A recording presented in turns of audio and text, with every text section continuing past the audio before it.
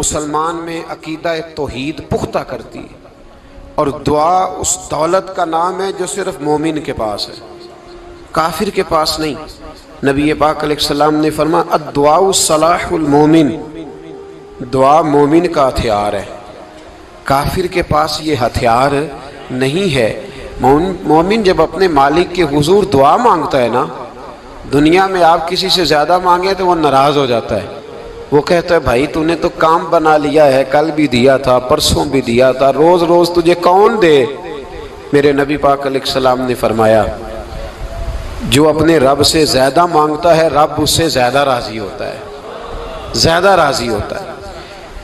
اب دعا مخصوص اوقات نہیں دعا کے، فرمایا اذا دعان، جب بھی دعا مانگو گے تمہارا رب تمہاری دعا کو، جب بھی دعا تو دعا کرتے رہنا چاہیے، ہر وقت دعا میں بندہ شامل رہے، اللہ کے ذکر میں شامل۔ یہ جو قرآن مجید نے کہا نا یا ایھا الذین آمنوا اذکروا اللہ ذکرا کثیرا، اے ایمان والو اپنے رب کا ذکر کثرت سے کرو، وسبحوہ بکرۃ واصیلا، اور صبح و شام اسی کی پاکی بیان کرو۔ تو اس سے مراد یہ نہیں ہے کہ تسبیح لے کے سارا دن مسجد میں بیٹھے رہو اور کام کوئی نہ کرو، بلکہ اس کا مطلب یہ ہے کہ روٹی شروع کرو تو اللہ کے نام سے، اختتام کرو تو اللہ کے نام، سو جاؤ تو رب کا نام لے کے، سویرے اٹھو تو اللہ کا نام لے کے، جب تمہیں کوئی چیز اچھی لگے تو ماشاءاللہ کہو، جب کوئی مصیبت آئے تو کہو انا للہ و انا الیہ راجعون۔ تو سارا دن اللہ کا ذکر جاری رہے گا۔ نبی پاک صلی اللہ علیہ وسلم نے مسلمان کو ایک دوسرے سے ملنے کا طریقہ بتایا۔ مصیبت آئے تو کیا کہنا ہے؟ صرف فوتگی پہ نہیں کہنا، اس کی وضاحت کر دو۔ کوئی بھی الذین اذا اصابتہم مصیبہ، جب بھی کوئی مصیبت آئے، اللہ کے بندے کہتے ہیں ہم اللہ کی طرف سے آئے ہیں اور اللہ کی طرف ہی ہم نے لوٹ جانا۔ تو میرے عزیز ہر وقت اللہ کا ذکر جاری رہے گا، ہر وقت زبان پہ رب کریم کا۔ دیکھیں نا نبی پاک علیہ السلام نے ہمیں ملاقات کا طریقہ بتایا۔ ایک صحابی آئے تو انہوں نے آ کے کہا السلام علیکم، نبی پاک علیہ السلام نے فرمایا رب تعالیٰ نے اسے 10 نیکیاں عطا فرمائی ہیں۔ دوسرے آئے تو انہوں نے کہا السلام علیکم ورحمۃ اللہ، تو محبوب فرمانے لگے، امام بہقی نے اس کو لکھا ہے، محبوب فرمانے لگے رب کریم نے اسے 20 نیکیاں عطا فرمائی۔ ایک اور آئے، عرض کیا السلام علیکم ورحمۃ اللہ وبرکاتہ، محبوب فرمانے لگے اللہ نے اسے 30 نیکیاں عطا فرمائی۔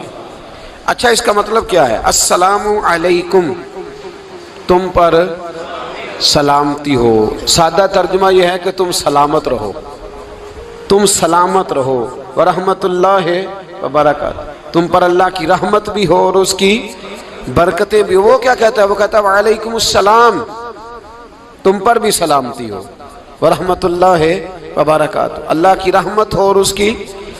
یہ جو مسنون دعائیں ہیں نا جو حضور نے ہمیں دعائیں سکھائیں ہر موقع پہ، ان کا کمال دیکھیے۔ اب ایک مسلمان نے آتے کہا السلام علیکم، اس کا مطلب کیا ہے؟ تم پر۔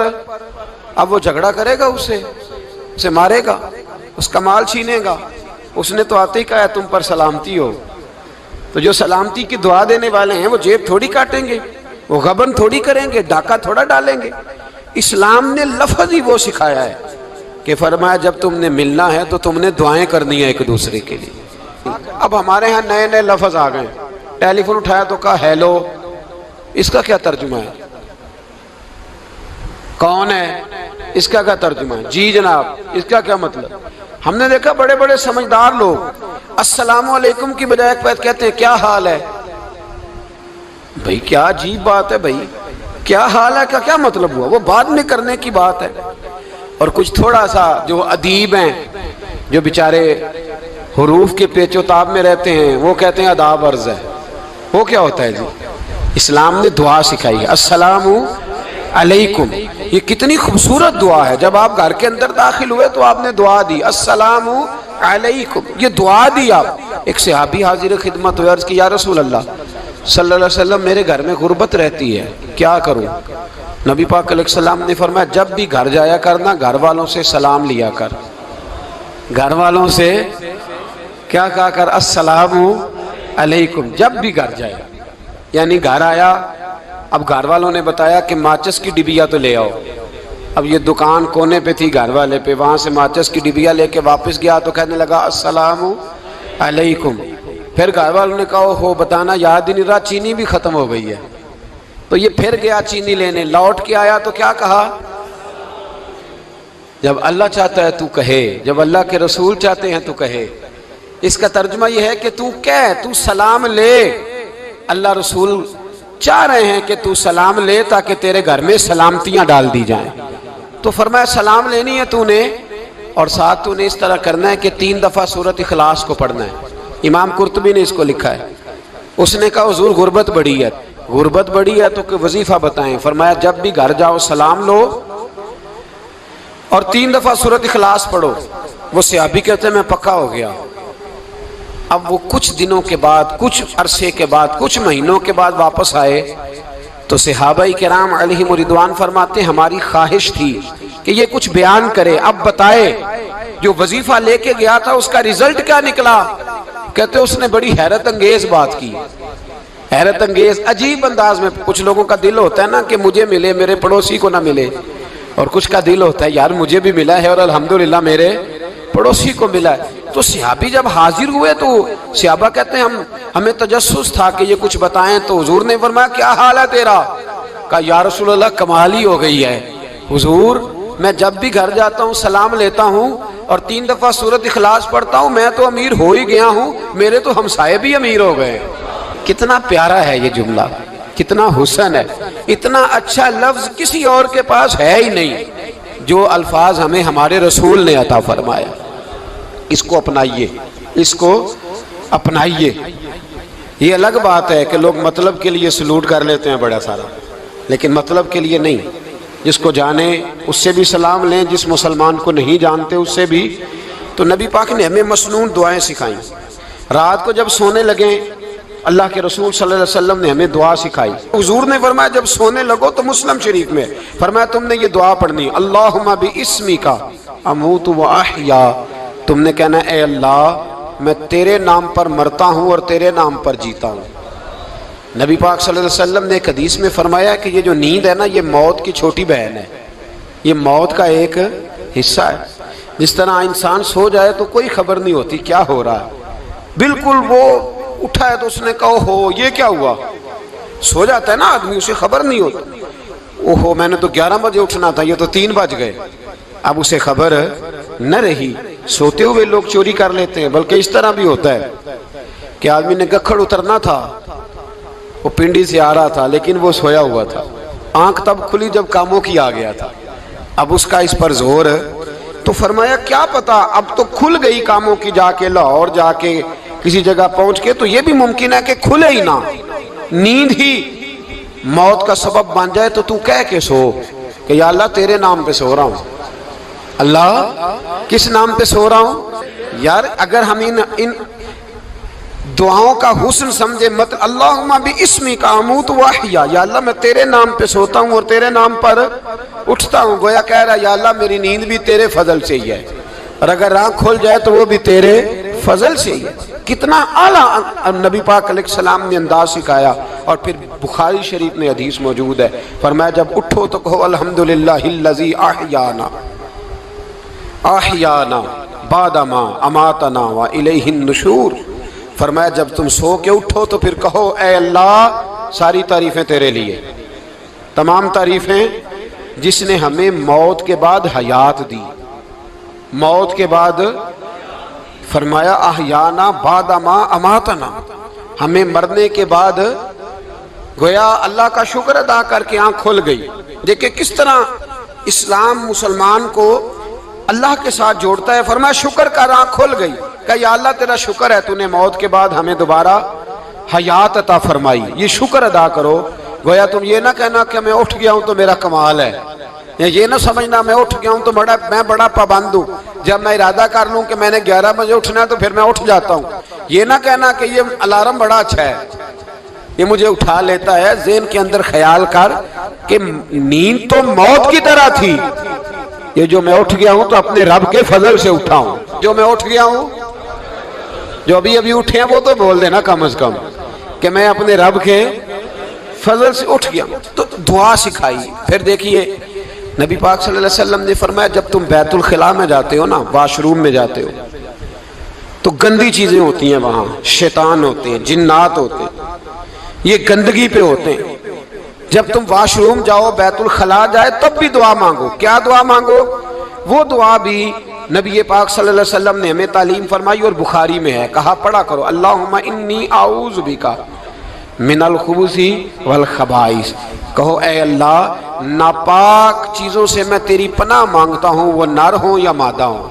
اللہ میں تیری پناہ مانگتا ہوں۔ واش روم کے اندر بہت ساری بری چیزیں ہوتی ہیں، جوان میری بات پر توجہ فرمائیں، وہاں بہت ساری گندی چیزیں ہوتی ہیں۔ انسان کئی دفعہ واش روم میں جاتا ہے، اسے وسوسے زیادہ آتے ہیں، یہ نوٹ کریں میری بات کو۔ اصل میں نا ہم بات ڈھونڈ رہے ہیں علاج اپنی بیماریوں کا، حالانکہ علاج تو سارا مدینے والے رسول کے پاس موجود ہے، محبوب کے پاس ساری دوائیاں ہیں۔ تو نبی پاک علیہ السلام دیکھیں نا، انسان واش روم میں جاتا ہے اسے وسوسے آتے، برے خیالات آتے، وہ گناہ کی طرف کئی دفعہ مائل ہوتا ہے، تو کہا تو دعا پڑھ کے جا، اللہم انی اعوذ بکا، یا اللہ میں تیری پناہ مانگتا ہوں، من الخبث والخبائث، ہر خبیث اور بری چیز سے میں تیری پناہ مانگتا ہوں، وہ نر ہو یا یار کتنا عظیم دین ہے، کتنا عظیم میرے مصطفیٰ کریم کا وہ والا دین ہے۔ اصل میں اللہ کرے بی اے پاس بچے کو بیت الخلا کی دعا بھی یاد ہو جائے، ایسے یاد ہو جائے، اور اس کے ماں باپ سمجھ لیں کہ جوان ہو گیا ہے، تو اب ہو سکتا ہے اس کی طرف شیطان حملہ زیادہ کرے، اسے خراب کرنے کی کوشش کرے، تو لہٰذا اسے دعا سکھائی جائے تاکہ اس کو پہلے سے پتا ہو کہ میں نے اس بے ایمان سے بچنا کس طرح سے۔ اب آپ دیکھیے نبی پاک علیہ السلام نے ہمیں دعا سکھائی، مصنف ابن ابی شیبہ میں۔ کون سی دعا؟ واش روم سے نکلنے کی۔ اللہ اکبر، بڑی زبردست دعا ہے، بڑی زبردست۔ آپ یقین کریں اس ایک ایک دعا پر ایک ایک پورا بیان ہو سکتا ہے، ایک ایک۔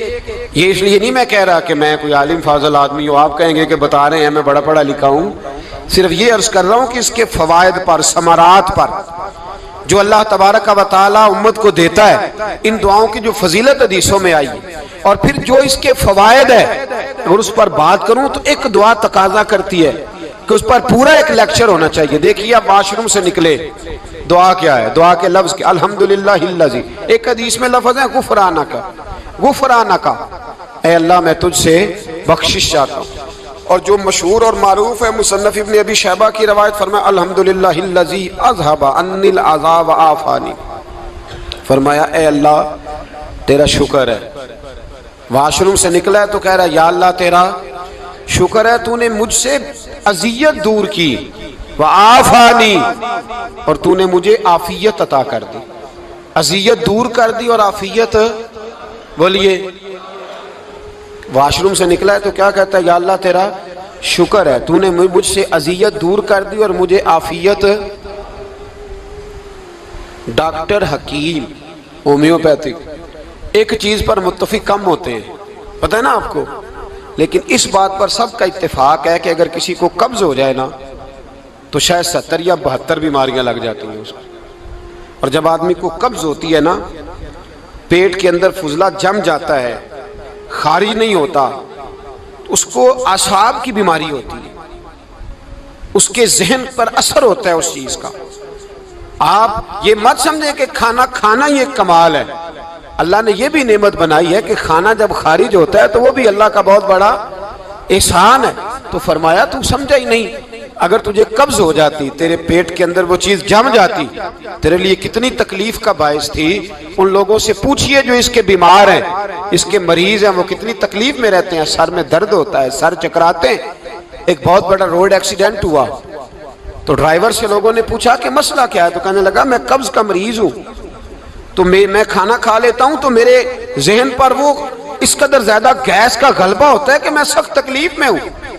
نبی پاک علیہ السلام نے ہمیں سمجھایا اور بتایا کہ سمجھ لو یارو، کھانا کھانے کی نعمت تو اللہ نے تمہیں عطا فرمائی ہے، لیکن کھانا کھانے کے بعد اس کا اخراج بھی اللہ کی بہت بڑی نعمت ہے، تو اللہ کا شکر ادا کرو۔ پھر جب آپ گھر سے نکلیں گے تو بھی اس کی دعا ارشاد فرمائی، بسم اللہ توکلت علی اللہ، اللہ کے نام سے گھر سے نکلتا ہوں اور میں نے بھروسہ بھی اللہ کے نام پہ کیا۔ جب گھر سے نکلیں تو کس کے نام پہ بھروسہ کریں؟ بولیے حضرت رابعہ بصریہ رحمت اللہ علیہا، آپ تشریف لے گئیں حج کرنے، جس دن واپس آئیں اپنا اونٹ کہہ گئی جاتی دفعہ، کہنے لگی اللہ میں تیرے حوالے کر کے جا رہی ہوں، اور بسم اللہ توکلت علی اللہ، بھروسہ بھی تیری ذات پہ۔ جس دن واپس آئی نا اسی دن کسی نے بتایا کہ اماں آج ہی تیرا اونٹ مر گیا ہے، تو اونٹ کے سرانے کھڑی ہو کے کہنے لگی مولا میں تو تیرے نام پہ تیرے پہ بھروسہ کر کے گئی تھی، تیرے حوالے، میں تو تیرے گھر گئی تھی۔ تو لوگ کہتے ہیں اماں کے منہ سے لفظ نکلے تو اونٹ زندہ ہو کے کھڑا ہو گیا، کھڑا ہو گیا ہوں۔ تو اماں کہنے لگی نہیں تمہیں غلطی لگی ہے، مرا ہی نہیں تھا، پہلے سے ہی موجود تھا، وہ اپنی کرامت بھی نہیں ظاہر ہونے دی۔ تو بھائی گھر سے نکلیں تو کس لفظ پر کہ یا اللہ میں تیرے بھروسے پہ نکل رہا ہوں میں، اس کے دو فائدے ہوں گے، ایک تو آپ اللہ کی امان میں جا رہے ہیں، اللہ کی امان میں آ رہے ہیں، اور دوسرا جس گھر کو آپ چھوڑ کے جا رہے ہیں اسے بھی اللہ کی امان میں دے کے جا رہے ہیں۔ تو کتنا لذت والی دعا ہے جو نبی کریم علیہ السلام نے ہمیں سکھائی۔ اب ذرا حدیث سنیں خوش ہو کے، دیکھیں حضور نے دعا سکھائی، فرمایا جب دیکھ لو نا کسی کو ہنستا ہوا، کیا کرتا ہوا؟ ماشاءاللہ آپ تو ہنسنے لگے۔ جب کسی کو ہنستا ہوا دیکھو تو کہا کرو اضحک اللہ سنک، یہ دعا یہ بخاری ہے، فرمایا دعا مانگا کرو جب کسی مومن کو ہنستے ہوئے دیکھو تو دعا مانگو اضحک اللہ سنک، اللہ تجھے ہنستا ہی رکھے، اللہ تجھے، بولیے جل نہ جایا کرو کہ میں پریشان ہوں تو یہ ہنس کیوں رہا ہے، جھلا نہ کرو، بلکہ کیا کہا کرو اللہ تجھے ہنستا رکھے، اللہ تجھے۔ نبی پاک صلی اللہ تعالی علیہ وآلہ وسلم نے فرمایا، ترمذی میں حضرت اسامہ بن زید رضی اللہ تعالیٰ عنہ سے حدیث مروی ہے، حضور نے فرمایا جس نے کسی کے ساتھ احسان کیا اور جس پر احسان کیا، اگر اس نے یہ دعا پڑھ دی نا جزاک اللہ خیرہ، تو فرمایا اس نے اللہ کی بھی پوری حمد کر دی اور محسن کا صحیح شکریہ بھی ادا کر دیا۔ کیا کہنا ہے؟ جزاک اللہ، اللہ تجھے بہترین جزا عطا کرے۔ اس کا ترجمہ کیا ہے؟ اللہ تجھے بہترین، کیونکہ حضور فرماتے ہیں من لم یشکر الناس ولم یشکر اللہ، جس نے بندوں کا شکریہ ادا نہیں کیا اس نے اللہ کا بھی شکریہ ادا نہیں کرنا۔ تو کیا کہنا چاہیے؟ جزاک اللہ خیرہ۔ اور اگر اماں کہتی ہو بچوں کو انگریزی سکھانی ہے تو کیا کہنا ہے؟ پھر شکریہ ادا کرنے میں کیا کہنا ہے؟ Thanks, thank you. او خدا کے اس کا ثواب کتنا ہے؟ بولے انگریزی ایک زبان ہے، اس کو زبان ہی رہنے دیں گے۔